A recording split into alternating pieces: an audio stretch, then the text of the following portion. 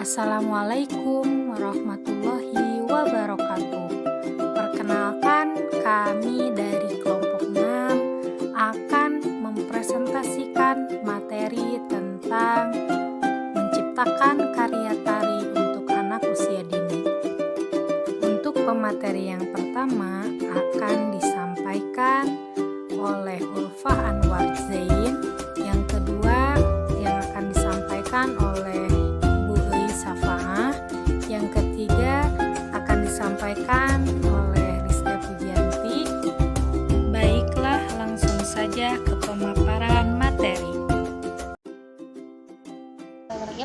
Baiklah, langsung saja. Di sini saya akan memaparkan tentang proses kreatif karya seni tari dan merencanakan karya seni tari untuk anak.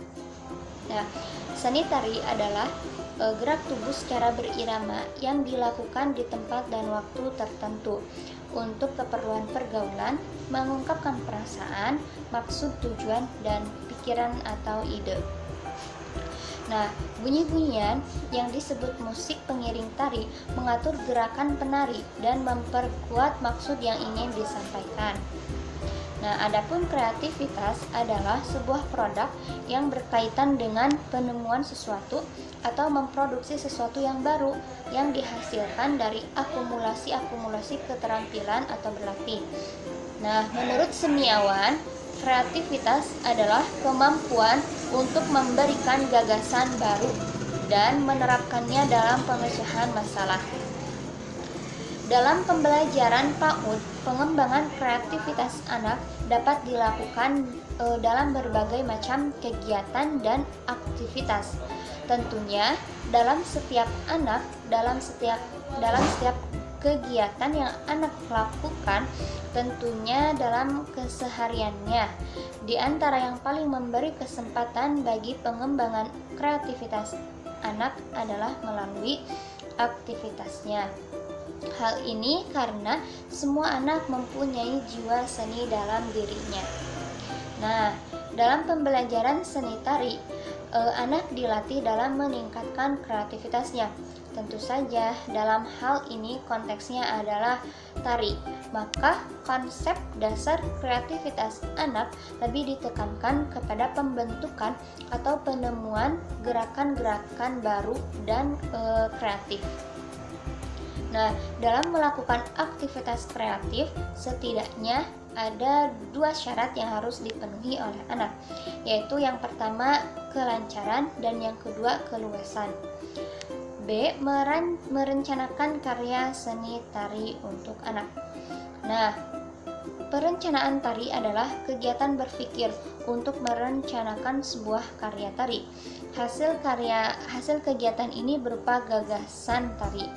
Nah, adapun dari gagasan adalah kehendak yang belum diwujudkan berkaitan dengan sebuah tema, bentuk, dan gaya tari yang akan dibuat atau yang akan ditampilkan. Nah, rencana tari disebut pula dengan istilah konsep tari. Selanjutnya, merancang seni tari untuk anak. Perancangan penciptaan tari anak ini di samping dilatar belakangi, selanjutnya perkembangan tari yang lebih menekankan pada aspek gerak, lagu, dan estetika. Sedangkan aspek kejiwaan atau psikologi terabaikan. Tari bukan sekedar bergerak, artinya gerak-gerak untuk usia anak, hendaknya bukan gerak bebas, tanpa ada artinya. Maksudnya, anak boleh bergerak bebas terlebih dahulu, lalu secara bertahap kita sebagai pendidik harus memberikan arahan-arahan sedikit demi sedikit untuk anak mengikuti gerakan yang seharusnya. Karena pada dasarnya anak juga akan meniru gerakan orang dewasa. Di dalam tari ada cerita, gerak, dan musik merupakan satu kesatuan yang tak terpisahkan dalam wujud yang estetis, yang dapat membantu dalam membentuk kepribadian luhur, sarana penuang, dan mencintai tradisi, berpikir kreatif, dan sebagainya, yang pada akhirnya melahirkan generasi yang berkarakter. Rancangan untuk menghasilkan karya tari anak meliputi fantasinya, yaitu 1 gerak. Gerak merupakan wujud sebuah tarian karena ada media yang tidak lain adalah tubuh. Dalam konteks tari anak, medianya adalah tubuh anak sebagai peraga atau pelaku tarian tersebut. Di samping itu, hal yang tidak boleh dilupakan bahwa gerak-gerak terpilih telah disesuaikan dengan psikologi perkembangan anak. Memilih gerak menyesuaikan dengan usia anak adalah mutlak karena anak khususnya usia 5-9 tahun bukan manusia dewasa atau usia anak yang dipaksa menjadi orang dewasa. Kesadaran akan penciptaan tari untuk anak adalah mempersiapkan anak dalam proses pembentukan secara bertahap menuju manusia dewasa yang berkarakter. 2. Yaitu musik. Musik pada intinya sangat tinggi derajatnya. Musik merupakan pengertian umum dalam mengiringi sebuah tarian. Etnik Jawa menyebutnya karawitan. Dalam karawitan yang meliputi gending, wirama, dan tembang atau lagu. 3. Tata rias dan busana. Sesuai dengan temanya, yaitu bermain dan permainan, sebaiknya tata riasnya adalah natural, karena tidak membawakan karakter tertentu. Dengan tata rias natural, wajah anak akan terlatih untuk berhadapan langsung dengan penonton. Tata busana atau pakaian yang dikenakan penari merupakan kesan yang ditimbulkannya pertama kali pada penonton mengenai penampilannya, tergantung pada apa yang tampak terlihat. Tata busana dan tata rias yang pertama kali tampak terlihat membantu memberikan kesan sesuai dengan tema tarinya, termasuk cara memasang serta dan kehalusan tata riasnya. Tata busana atau pakaian adalah segala sandangan atau pakaian dan perlengkapannya seperti aksesoris yang dikenakan di atas pentas merupakan tata busana pentas. Sedangkan tata rias adalah seni menggunakan bahan-bahan kosmetik untuk mewujudkan wajah penari sesuai dengan karakter temanya itu sendiri. Untuk materi selanjutnya yaitu desain dalam seni tari. Metode dalam pembelajaran di PAUD mempunyai ciri khas yang berbeda dengan pembelajaran di sekolah dasar dan seterusnya. Begitupun halnya dengan pendidikan seni tari, pengajaran seni tari juga membutuhkan metode yang tepat untuk anak agar dalam pelaksanaannya anak-anak dapat mengikuti gerakan tari dengan bahagia dan semangat tentunya. Begitu juga dengan tujuan dari pendidikan seni tari bisa tercapai dengan baik. Nah, berikut ini langkah-langkah dalam desain atau metode dalam seni tari antara lain yang pertama yaitu ada eksplorasi. Pengungkapan gerak melalui eksplorasi yaitu pengungkapan ide-ide gerak dan menuangkan ke dalam ekspresi anak. Untuk mengembangkan kepribadian, kemampuan, serta sosialisasi dan kreativitas dalam penelitian ini, eksplorasi diberikan kesempatan pada anak setelah guru memberikan contoh terlebih dahulu, sehingga anak akan mudah untuk menirukannya.